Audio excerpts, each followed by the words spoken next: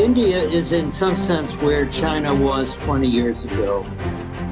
चीन की बराबरी क्यों नहीं कर सकता हिंदुस्तान? दोस्तों 2024 में चाइना के इकोनॉमिक ग्रोथ रेट 4.8% का है, जबकि भारत का 7% के अराउंड। यानी चाइना भारत से पीछे है। लेकिन इसके बाद भी अमेरिका और यूरोपियन यूनियंस का ग्लोबल जीडीपी में 39.48%, चाइना का 19%, जबकि इंडिया का सिर्फ 3.5-4.8% का कंट्रीब्यूशन है। ऐसे में सवाल उठता है कि भारत चाइना से पीछे क्यों है और क्या कभी भारत चाइना जितना ग्रो कर पाएगा? इस सवाल का जवाब वॉरेन बफेट के पार्टनर और greatest investor of all time Charlie Munger के अकॉर्डिंग तो नहीं है। Indian civilization mired down, caste system, overpopulation, assimilating the worst stupidities of the democratic system, which by the way Lee Kuan Yew avoided. It's hard to get anything done in India, and the bribes are just awful. लेकिन क्यों? आखिर क्या वजह है जो Bharat China जितनी grow नहीं कर सकता? चार्ली मंगो ने ऐसे कौन से रीजंस बताए हैं जो हमेशा भारत को चाइना से पीछे रखेंगे? भारत और चाइना के कंपैरिजन पर क्या कहते हैं सिंगापुर के फर्स्ट प्राइम मिनिस्टर? और कौन कौन से कारण हैं जिनके चलते भारत चाइना की बराबरी नहीं कर सकता? आखिर क्यों भारत जीडीपी, ग्लोबली कंट्रीब्यूशन और हर मामले में चाइना से पीछे है? क्या है चाइना की सक्सेस और भारत की नाकामयाबी के कारण? क्या सच में भारत चाइना से आगे निकल सकता है? जानने के लिए वीडियो के आखिर तक बने रहें।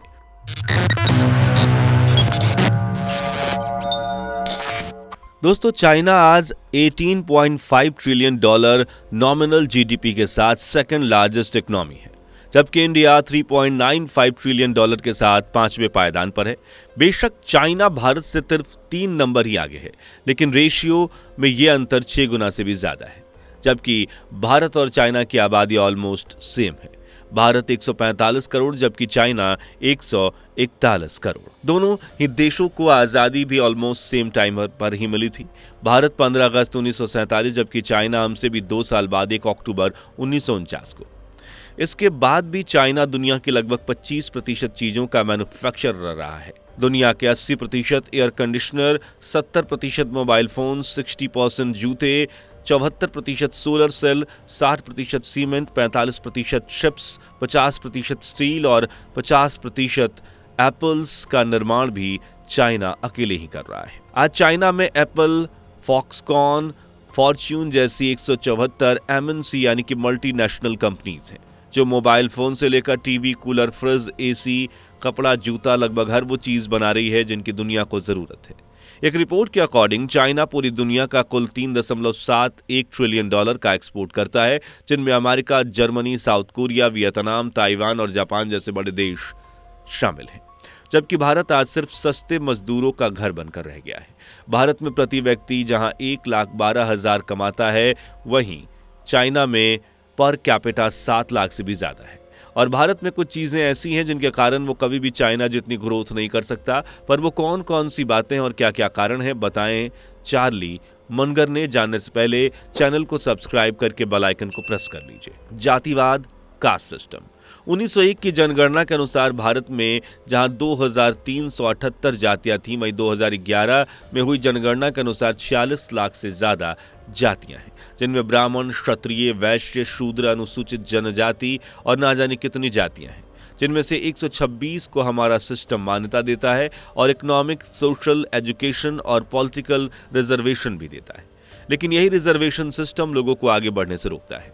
भारत में अलग अलग जातियां होने के चलते ना तो लोगों को समाज में बराबरी मिलती है, ना ही रोजगार में। इवन शादियों के लिए भी लोगों को सेम कास्ट और रिलीजन का होना जरूरी है, वरना ऑनर किलिंग जैसे मामले रजिस्टर हो जाते हैं। कास्ट सिस्टम के चलते लोगों में यूनिटी नहीं है, जिस वजह से कुछ चंद लोग ही अच्छी सैलरी और जॉब्स तक पहुंच पाते हैं, जबकि नीचे तबके के लोग इवन अछूत जिन्हें माना जाता है वो वहीं के वहीं रह जाते हैं। हालांकि भारतीय सरकार जातिवाद और भेदभाव को इलीगल घोषित कर चुकी है, लेकिन इसके बाद भी लोगों के मन में यह जातिवाद नाम का कीड़ा निकलने का नाम नहीं ले रहा, जिसका सीधा सा असर भारत की इकोनॉमी पर पड़ता है। और जब तक ये कास्ट सिस्टम पड़ा रहेगा, तब तक ऐसे ही हम पीछे होते रहेंगे। भाषा, लैंग्वेज। 40,000 से भी ज्यादा जातियां और हिंदू, इस्लाम, ईसाई, सिख, बौद्ध, पारसी, यहूदी जैसे दसियों अलग अलग धर्म होने के चलते भारत में भाषाएं भी 453 के लगभग बोली जाती हैं, जबकि बोलियों की संख्या 19,500 के करीब है। भाषाओं में पंजाबी, तमिल, कोंकणी, मराठी, हिंदी, तेलुगु, बंगाली और अंग्रेजी भी शुमार है। अंग्रेजी को तो भारत में भाषा ही नहीं बल्कि पढ़े लिखे, सभ्य और सुपर इंटेलिजेंट लोगों की पहचान माना जाता है। इस देश में हिंदी को लोग बोलने में शर्माते हैं, डरते हैं इंसल्ट ना हो जाए, और इंग्लिश को बोलने में प्राउड फील करते हैं, और जिन्हें इंग्लिश नहीं आती उन्हें अजीब सी नजरों से देखते हैं। शायद यही 1959 से 1990 तक सिंगापुर के पहले प्राइम मिनिस्टर रहे ली कॉर्न वेव ने कहा था, India is the nation of unfulfilled greatness, its potential has been followed under use. भाषा का ये बैरियर न सिर्फ देश भर के लोगों को एक दूसरे से दूर कर रहा है बल्कि रोजगार के मामले में बेजुदा कर रहा है, और ये बैरियर सीधा सीधा हमारे इकोनॉमिक ग्रोथ को इम्पैक्ट कर रहा है, क्योंकि यहाँ भाषा और अलग अलग राज्यों के हिसाब से सोचा जाता है, ना कि एक देश के हिसाब से। आप अमेरिका में जाएंगे अमेरिकन मिलेंगे, चाइना में जाएंगे चाइनीज मिलेंगे, लेकिन भारत में भी भारतीय एक भी नहीं मिलेगा। यहाँ पंजाबी, सिंधी, यहूदी, हिंदू सब मिलेंगे पर इंडियन नहीं मिलेगा। शायद यही ली कहते हैं कि भारत एक रियल देश है ही नहीं। Education system.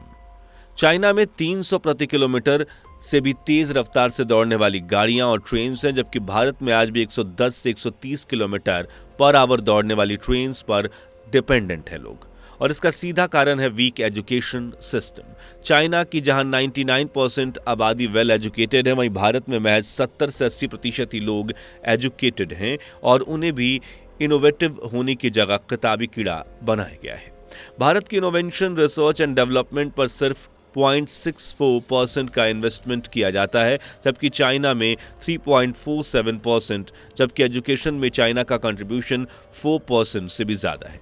वहीं भारत में सिर्फ 3% कंट्रीब्यूशन किया जाता है। बेशक भारत में नए नए स्कूल्स, कॉलेजेस, यूनिवर्सिटीज बन रहे हैं, लेकिन पढ़ाई और एजुकेशन सिस्टम अब भी वही पुराना है, जिस वजह से हमारे पास इनोवेटिव स्किल्ड वर्कफोर्स ही नहीं है जो इंडस्ट्री की ज़रूरतों को पूरा कर सके।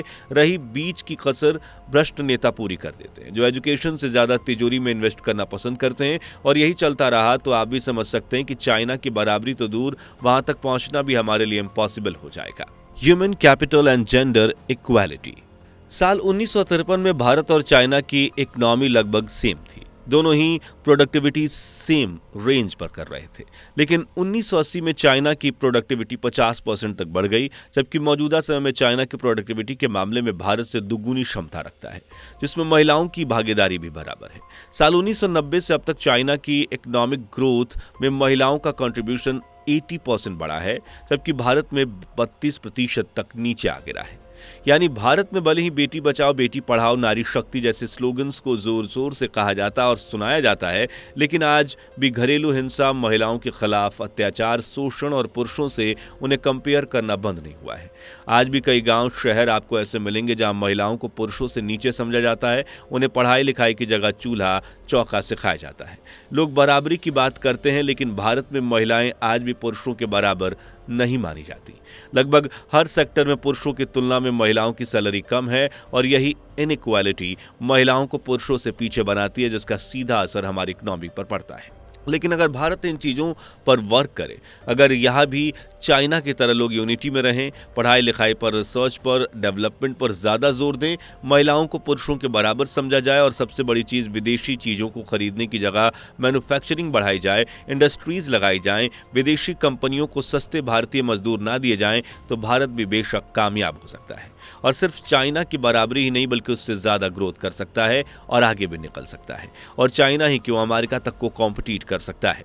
लेकिन ये सब ना तो अकेली सरकार के बस की बात है और ना ही कुछ एक दो संस्थाओं की, बल्कि इसके लिए पूरे भारत को एक टीम की तरह काम करने की ज़रूरत है। इसके लिए हमें एक अच्छे लीडर की ज़रूरत है, जबकि भारत तो हमेशा से ही भ्रष्ट नेताओं से परेशान रहा है।